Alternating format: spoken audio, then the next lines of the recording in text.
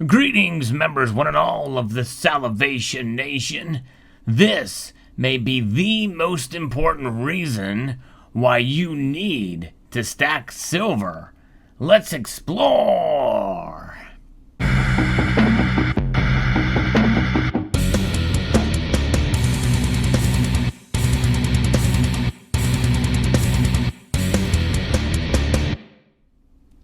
I know what you're thinking. There's a lot of good reasons to stack silver.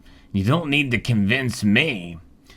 But there's a lot of changes that have been occurring in the world, not to mention this country over the last decade and over the last 20 years. And because of those changes, we are living in times where, well, many people wonder how close we are to financial collapse. And economic collapse or black swan events, well, they've been talked about for a lot of time, a lot of years. People have been predicting doom and gloom for quite some time. But we're starting to see some of those things come to reality. The pandemic and the like, it's safe to say that that is a black swan event. But we're working our way through it. We're navigating those waters, so to speak. Although in the navigation of those waters, well, government inserts itself to a degree that scares a lot of us. And that's part of what this video is about. But stacking silver is a way to preserve your wealth over the course of a long period of time. And it's moved, and its perception in the marketplace has shifted dramatically as it's been utilized in many different aspects in industry and biotechnology. So it's seen as a commodity. But what I'm going to be talking about is its utilization as money. Not only as money, but as a currency. That's right. Something not really talked about that much these days, even in the silver community. But that is the most important reason why you need to stack silver for its monetary properties. Now, there's going to be some, especially those who despise silver, especially and understandably so, given its price fluctuations over the last couple of years and even decade. But nonetheless, what you see behind this display of silver is a United States dollar, the Federal Reserve note. And I'm going to start with this and why that should be held and stacked as well as silver, because the Federal Reserve note as we know it right now cannot be tracked in this form. And but other transactions that are made digitally can be tracked, and I would argue are being tracked at various different levels. But what has been proposed under President Biden is an IRS plan that would allow the surveillance of small bank accounts, Venmo, PayPal, and yes, even crypto. And so with that consideration, with that proposal, and that if we had no opposition, would be passed tomorrow, well, that would be the case. It would be the law. I'm going to be referencing an article here from McGoldem.com and maybe another article here from The Hill too that talks about this. It's a little bit scary. And because it's a little scary, it gets people wondering exactly what we should do to protect ourselves against this surveillance state that we're heading closer and closer to each day. Not only naturally because of the digitization of our lives in general, the Internet of Things, but also the digitization of our very transactions that are already, in a sense, trackable and traceable, even without any cryptocurrencies or blockchain to back it up. You've heard me talk about on this channel central bank digital currencies. Well, that just sets it into hyperdrive, the tracking of our transactions. Let's look at this article. It says the average U.S. citizen wants to know why President Joe Biden plans to allow the IRS to snoop into bank accounts, Venmo, PayPal, crypto transactions, among other things. And that is the first statement in this article. And I would make the argument they already know your bank account information, your transactions there. They just have not really taken a deep dive into it. Think about it like the NSA tracking our metadata for our telephone calls. It's not much of a leap for them to be able to actually listen into all of those calls or be able to transcribe them and the like. The Biden administration says this type of surveillance is needed to prevent tax evasion, which is something they're going to want to be able to collect a lot of, since it's the key pillar of Biden's proposed plan to pay for the Democrats' $3.5 trillion budget plan. And they need to be able to monitor money going in and out of individual bank accounts, according to the Daily Mail. Under Biden's proposals, banks would be required to report to the IRS every deposit and withdrawal from an account in order to target audits. The plan would mostly affect the self-employed who self-report their income and deductions. The wealthy could also be targeted. Banks are opposed to this proposal, saying it would require too much work for too little return. But do you think the IRS cares about that, or the government? No. They wouldn't be able to see everything. Other critics of the proposal complain it would violate the Fourth Amendment, which protects U.S. citizens from search and seizure without probable cause.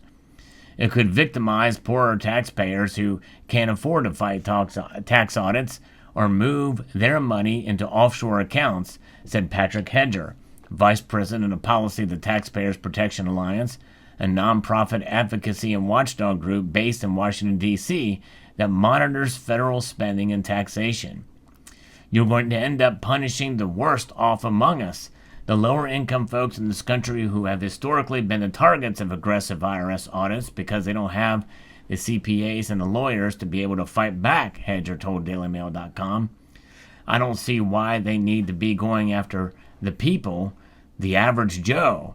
So you have the most unaverage Joe, Joe Biden, the President of the United States, proposing this to go after the average Joe.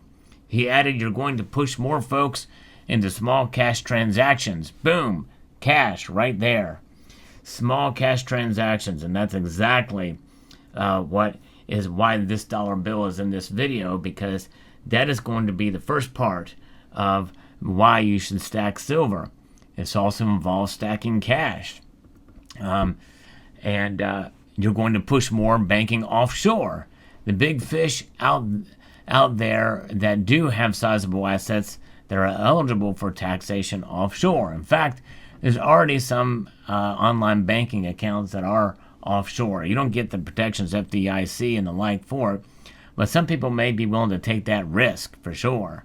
According to the White House, the plan would prevent tax evasion, and the IRS would know how much money is in an individual's bank account in a given year and exactly how much is going in and out. This crackdown on unreported income is expected to generate $460 billion for the IRS, the Daily Mail reported. Of course, that's not enough to pay for the spending plan and the entire deficit spending and debt that Washington has accumulated. So it is interesting to see how this is playing out.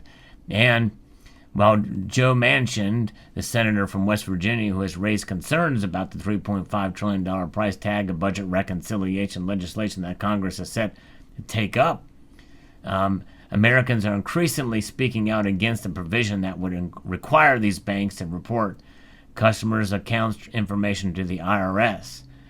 And so Manchin is okay with a 1 trillion being spent, but has not spoken out against this provision of this law. And what they put in these laws can be quite scary. It can go under the radar. It can go unnoticed because of the other provisions. Watch what the left hand is doing while the right hand is in action. And that's exactly what some of these massive bills partake of. By the time it's passed, then you'll know what's in it. Then it's too late.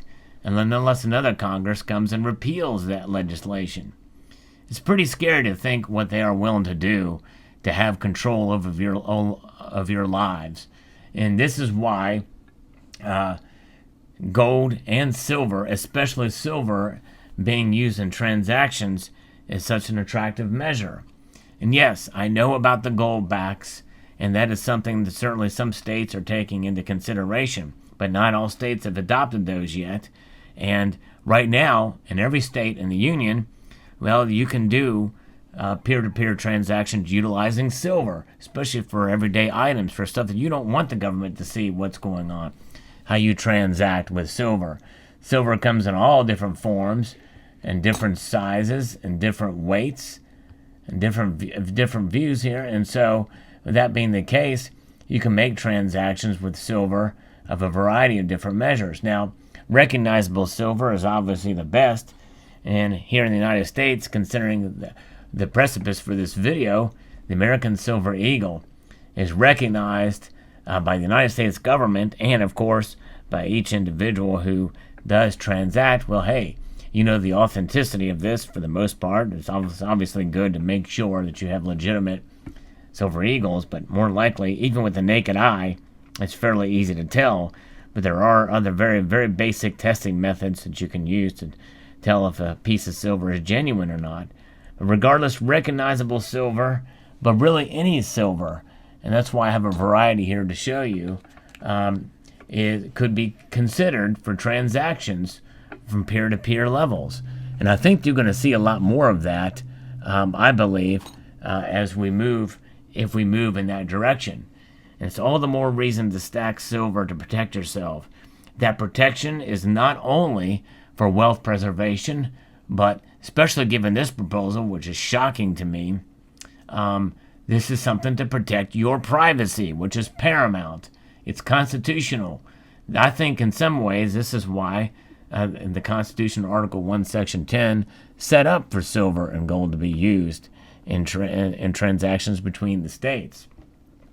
Gold and silver, but especially silver for the everyday transactions. If you want to buy some bread, some butter, groceries, or even firearms and the like, well, you can stack a couple of silver rounds to get a good supply of ammo if you need to. And that's what it's about. It's about wealth preservation. It's about protection of your assets and your livelihood. So therefore, having a stack of silver on hand in case they were to do this, were ever to consider implementing this, this provides that level of protection. And I think we would see an area in a non-SHTF scenario. That's right. Any time before the excrement hits the fan, well, you'll be seeing transactions in silver. Can you imagine that? I think that's quite a possibility, something to consider. Transactions in cash and transactions in silver, or a combination of both of those. And in a world where that could happen, I believe could be if legislation like this is enacted and signed by the president who essentially is proposing it. Let me know what your thoughts are in the comment section below. But I believe that this provides possibly the most important reason why you need to stack silver, but also to stack some cash. So I'd like to extend a multitude of gratitude to you all for taking the time to watch this video, and to encourage you to please rate, share, comment, and subscribe.